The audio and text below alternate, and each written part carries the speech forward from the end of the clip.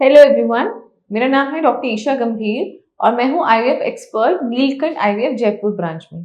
ART की सबसे successful technique होती है आईवीएफ। आज इसी आईवीएफ के बारे में हम डिटेल से जानेंगे क्या क्या होते हैं आईवीएफ के स्टेप्स, इनके बारे में आज हम ये वीडियो बनाएंगे। ठीक है, देखिए आईवीएफ के बारे में जानने से पहले जान लेते हैं कि नेचुरल प्रेगनेंसी कैसे होती है। नेचुरल प्रेगनेंसी के लिए महिला का मासिक जब आता है तो जो महिला के अंडाशय है उनमें कई फॉलिकल्स होते हैं। इसमें से एक डोमिनेंट फॉलिकल जिसे हम बोलते हैं वह विकसित होना शुरू होता है दूसरे तीसरे दिन से ही, और मिड साइकिल आते आते जब ये अच्छे से विकसित होता है यह फॉलिकल रप्चर होता है, फूटता है। इसमें से जो मुख्य अंडा यानी बीज है वह बाहर निकलता है, फैलोपियन ट्यूब के अंदर आकर रुक जाता है। फिर जब पति पत्नी आपस में मिलते हैं तो जो मेल पार्टनर है वो लाखों की संख्या में अपने जो शुक्राणु हैं वो खलित करते हैं।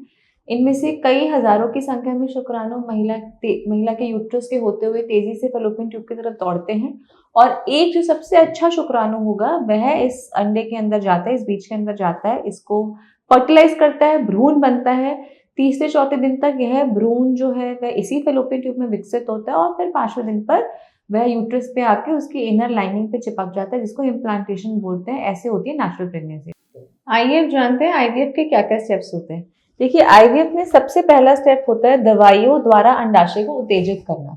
जैसे कि मैंने आपको बताया है नेचुरल प्रेगनेंसी के लिए एक ही फॉलिकल जो है विकसित होता है, लेकिन आईवीएफ प्रोसेस में हम बाहर से इंजेक्शन देते हैं जिससे कि अंडाशय में कई ज्यादा अंडे विकसित होते हैं।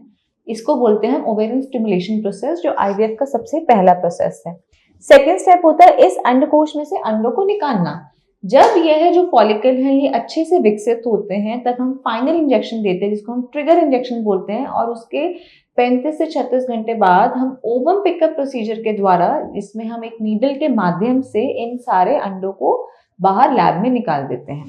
थर्ड स्टेप होता है अंडों का निषेचन, यानी कि जब हम ये अंडे बाहर निकाल देते हैं तब हम मेल पार्टनर का भी सीमेन सैंपल लेते हैं, उसको लैब में अच्छे से वॉश करते हैं, उसमें से अच्छे स्पर्म्स को सिलेक्ट करके इन अंडों के साथ उनका फर्टिलाइजेशन यानी निषेचन किया जाता है। फोर्थ स्टेप होता है आईवीएफ लैब में भ्रूणों की देखरेख। जब हम निषेचन कर देते हैं अंडों और स्पर्म्स का तो उसके बाद नेक्स्ट स्टेप होता है भ्रूण का कल्चर करना, जो कि एक जो कल्चर मीडिया में हम उसको एक प्रॉपर इंक्यूबेटर में हम उनको कल्चर करते हैं। इसके बाद नेक्स्ट स्टेप जो फिफ्थ स्टेप होता है वो होता है अत्यधिक भ्रूणों की संग्रहण। अब जो कई बार तो कुछ लैब्स में सिर्फ डे 3 तक कल्चर होता है, लेकिन जो एडवांस लैब्स होती हैं उनमें हम डे 3 से डे 5 यानी ब्लास्टोसिस कल्चर भी कर सकते हैं। यदि महिला के काफी एम्ब्रियो डे 3 पर बन गए हैं तो हम जो अत्यधिक एम्ब्रियो हैं, कुछ एम्ब्रियो को फ्रीज करके जो बचे हुए एम्ब्रियो हैं उनको डे 5 तक भी कल्चर कर सकते हैं। नेक्स्ट स्टेप होता है भ्रूण प्रस्थापन।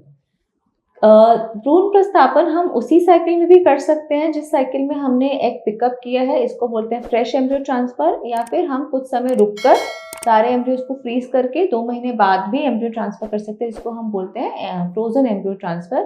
किन केसेस में फ्रेश एम्ब्रियो ट्रांसफर करते हैं, किस केसेस में फ्रोजन एम्ब्रियो ट्रांसफर करते हैं, ये मैं आपको कभी डिटेल्स में दोबारा बताऊंगी।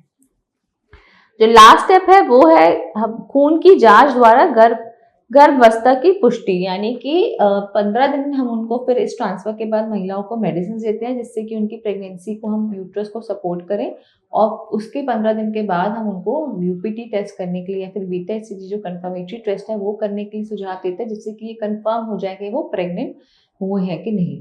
तो ये थे सभी स्टेप्स आईवीएफ प्रोसेस के। यदि आपको इस प्रोसेस के बारे में और अधिक जानकारी चाहिए तो आप नीचे दिए गए नंबर पर हमसे संपर्क कर सकते हैं या फिर नीलकंठ आईवीएफ में आके हमसे परामर्श ले सकते हैं। Thank you very much.